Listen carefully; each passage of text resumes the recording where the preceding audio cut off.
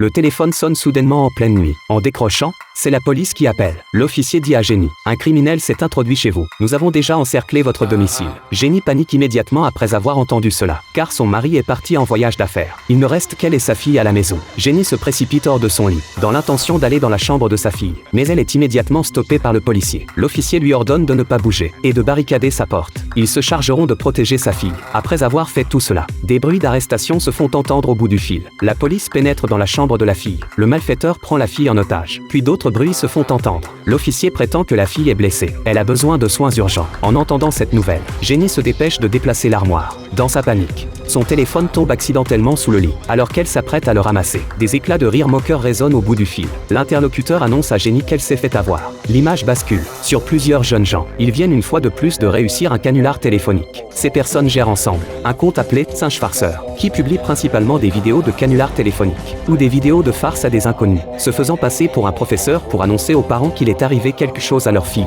jouant le rôle d'un policier en prétendant qu'un malfaiteur se trouve devant leur porte, allant même jusqu'à se faire passer pour un médecin en inventant qu'un proche a un cancer. Bref, que du contenu vulgaire et toxique. Ils utilisent ces méthodes pour générer du trafic sur Internet et en tirer des revenus. Jusqu'à ce jour-là, ils rencontrent des ennuis. Une voix d'homme grave résonne dans le téléphone. L'interlocuteur commence par s'en prendre à leurs parents, leur demandant s'ils trouvent leur farce amusante, en fondant leur bonheur sur la souffrance d'autrui, et il exprime son intention de leur faire goûter à leur propre médecine. Les deux complices ricanent sans s'inquiéter. Ils se moquent même et provoquent, persuadés qu'on ne peut rien leur faire. Puis ils raccrochent directement. Mais peu de temps après, le téléphone sonne à nouveau. En décrochant, Jacques déclare: tu ne supportes pas la plaisanterie ou quoi? Pour quelques mots tu prends ça au sérieux. Puis il raccroche à nouveau. Ensuite, pour passer le temps, il regarde un film. Pendant ce temps, le téléphone n'arrête pas de sonner. L'interlocuteur appelle 5 ou 6 fois. Après la fin du film, Jacques décroche le téléphone. Cette fois, l'autre ne plaisante plus avec eux. Il énonce directement leur nom, ainsi que leur adresse de domicile. Après avoir entendu cela, le sourire disparaît progressivement de leur visage, laissant place à une expression de terreur. Puis l'interlocuteur dit: aujourd'hui je vais bien m'amuser avec vous. Et il interdit aux deux complices de raccrocher. À ce moment,